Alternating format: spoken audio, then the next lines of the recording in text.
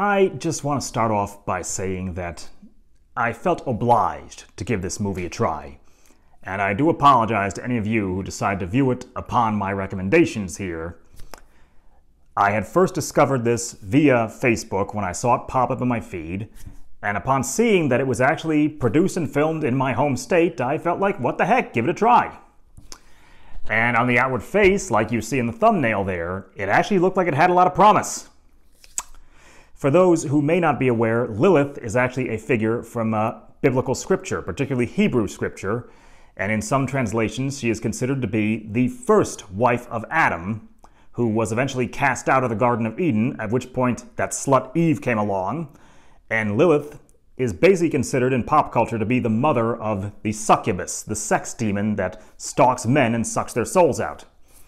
She's a figure who has appeared prominently in many horror films, probably most recently to Siren right before Chiller Theater Productions went out of business.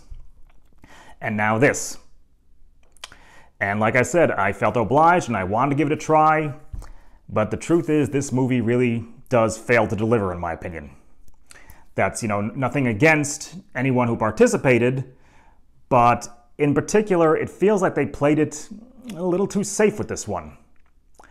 To give some details here, our plot concerns a young college student named Jenna who discovers her boyfriend Brad cheating on her, and it's on the anniversary of their first date, no less. That bastard. So on the advice of her spiteful friend Emma, the two of them decide to do what else? They summon a demon to take revenge, because hey, that's totally so much better than just a breakup, right?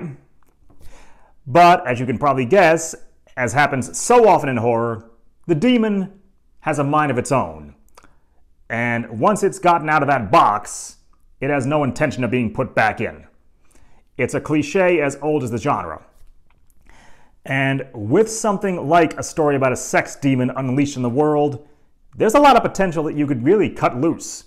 I mean, that's actually one of the beauties of B-grade independent filmmaking like this, is that they're not as constrained by trying to meet the ratings board standards, so you can have a lot of fun. You can really put some outrageous stuff out there and just totally knock your socks off and do whatever the hell you please. But they didn't do that in this one. They actually decided to play it really, really safe. For a story about Lilith, you would expect there to be at least one pair of bared bouncing breasts.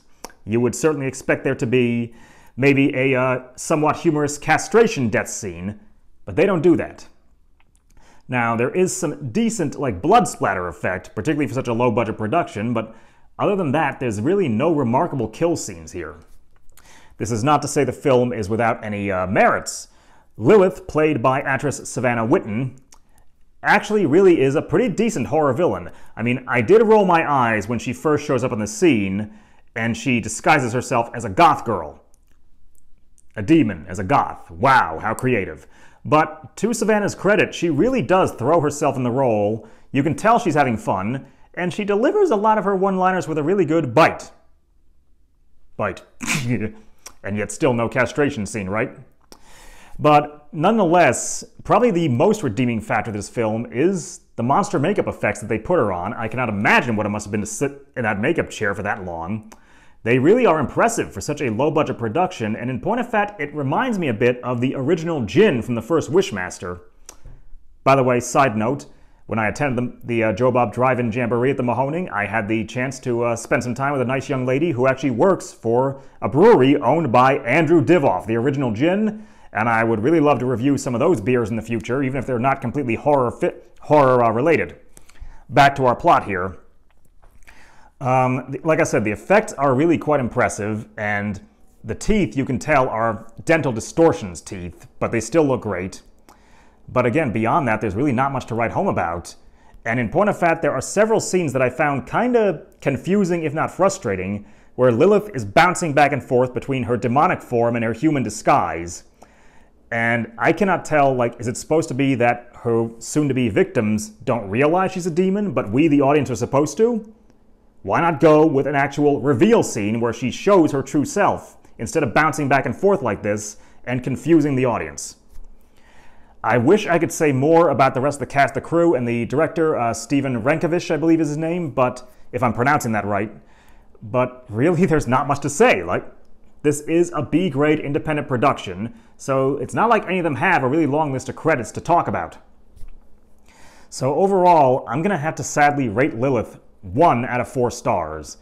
This could have been a fun little romp, but they just went way too low-key, and they should have gone bigger, been more daring. I also just want to let you guys know there is a much longer, probably one of my hardest videos that I've worked on, coming up soon. I'm soon going to have to refilm some parts that ended up on the editing room floor. But thank you all so much, those of you who followed from the Mahoning Drive-In Jamboree. And eat, drink, and be scary, folks. I'll see you next time.